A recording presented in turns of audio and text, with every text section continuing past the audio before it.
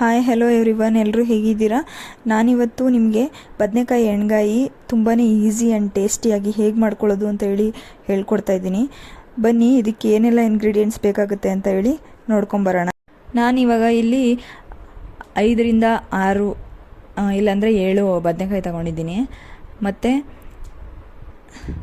2 ಸ್ಪೂನಷ್ಟು ಬಿಳಿ ಎಳ್ಳು ತಗೊಂಡಿದ್ದೀನಿ. 1 ಟೇಬಲ್ ಸ್ಪೂನ್ ಆಗೋವಷ್ಟು ಧನಿಯಾ ತಗೊಂಡಿದ್ದೀನಿ. ಮತ್ತು 2 ಸ್ಪೂನಷ್ಟು ಜೀರಿಗೆ ತಗೊಂಡಿದ್ದೀನಿ. ಮತ್ತು 1/4 ಸ್ಪೂನಷ್ಟು ಮೆಂತ್ಯ ತಗೊಂಡಿದ್ದೀನಿ. ಕಡಲೆ ಬೀಜ 3 ಸ್ಪೂನಷ್ಟು ತಗೊಂಡಿದ್ದೀನಿ. ಕೊಬ್ಬರಿ 3 ಸ್ಪೂನಷ್ಟು ತಗೊಂಡಿದ್ದೀನಿ.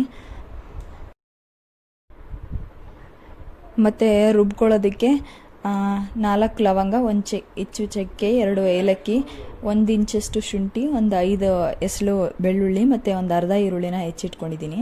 ಮತ್ತು 1 ಟೇಬಲ್ ಸ್ಪೂನ್ ಅರಿಶಿನ ಪುಡಿ ಮತ್ತು 1 ಟೇಬಲ್ ಸ್ಪೂನ್ ಅಚ್ಚ ಖಾರದ ಪುಡಿ. ಮತ್ತು ನಾನು ಇವಾಗ ತೋರಿಸ್ಕೊಟ್ಟಿದ್ದೆಲ್ಲ ಗ್ರೈಂಡ್ ಮಾಡ್ಕೊಳ್ಳೋದಕ್ಕೆ, ಬದನೆಕಾಯಿ ಬಿಟ್ಟು ಇನ್ನು ಬಾಕಿ ಎಲ್ಲ ಗ್ರೈಂಡ್ ಮಾಡ್ಕೊಳ್ಳೋಕ್ಕೆ. ಇವಾಗ ಒಗ್ಗರಣೆಗೆ 5ರಿಂದ 6 ಸ್ಪೂನಷ್ಟು ಎಣ್ಣೆ, ಕರಿಬೇವು ಸೊಪ್ಪು, 1 ಹಸಿಮೆಣಸಿನಕಾಯಿ, ಜೀರಿಗೆ 1 ಸ್ಪೂನು, ಅರ್ಧ ಸ್ಪೂನಷ್ಟು ಸಾಸಿವೆ ಮತ್ತು 1 ಈರುಳ್ಳಿನ ಸಪ್ರೇಟ್ ಹೆಚ್ಚಿಟ್ಕೊಂಡಿದ್ದೀನಿ. ಅದು ಎಲ್ಲ ಗ್ರೈಂಡ್ ಮಾಡಾದ್ಮೇಲೆ ಒಗ್ಗರಣೆ ಕೊಡೋದಕ್ಕೆ ಅಂತ ಹೇಳಿ. ಬನ್ನಿ, ಇನ್ಯಾಕೆ ತಡ ಮಾಡೋದು, ಹೇಗೆ ಮಾಡೋದು ಅಂತ ನೋಡ್ಕೊಂಬರೋಣ.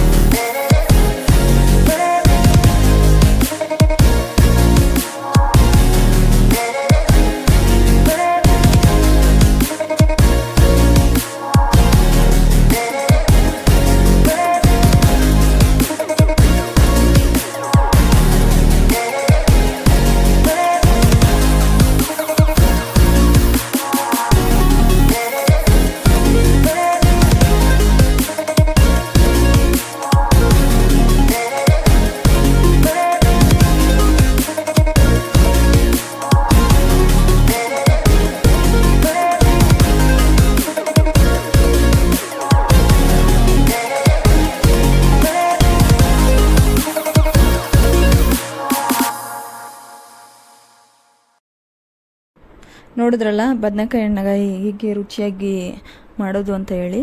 ನೀವು ಹಂಗೇನು ಕಡಾಯಲ್ಲಿ ಫ್ರೈ ಬೇಯಿಸ್ಕೊಬೋದು. ಬಟ್ ಆ ಥರ ಬೇಯಿಸಿದ್ರೆ ಬದನೆಕಾಯಿ ಅಷ್ಟೊಂದು ಬೇಯಲ್ಲ, ಒಂಥರ ಹಸಿ ಹಸಿ ಹಂಗೆ ಇರುತ್ತೆ ಅಂತ ಹೇಳಿ ನಾನು ಕುಕ್ಕರಲ್ಲಿ ವಿಸಿಲ್ ಹೊಡ್ಸ್ಕೊತಾ ಇದ್ದೀನಿ. ಇವಾಗಿದು ವಿಸಿಲ್ ಆಗಿದೆ. ತಣ್ಣಗಾದ್ಮೇಲೆ ನಾನು ಹೇಗೆ ಬಂದಿದೆ ಅಂತ ಹೇಳಿ ತೋರಿಸ್ತೀನಿ, ಬನ್ನಿ ನೋಡೋಣ. ನೋಡ್ತಾ ಇದ್ದೀರಲ್ಲ, ತುಂಬಾ ಚೆನ್ನಾಗಿ ಬಂದಿದೆ ಟೇಸ್ಟು ಕೂಡ. ಯಾರೆಲ್ಲ ಈ ವಿಡಿಯೋ ನೋಡಿದ್ರಿ ಎಲ್ಲರಿಗೂ ಥ್ಯಾಂಕ್ ಯು. ದಯವಿಟ್ಟು ನನ್ನ ಚಾನಲ್ಗೆ ಲೈಕ್ ಮಾಡಿ, ಶೇರ್ ಮಾಡಿ ಆ್ಯಂಡ್ ಸಬ್ಸ್ಕ್ರೈಬ್ ಮಾಡಿ.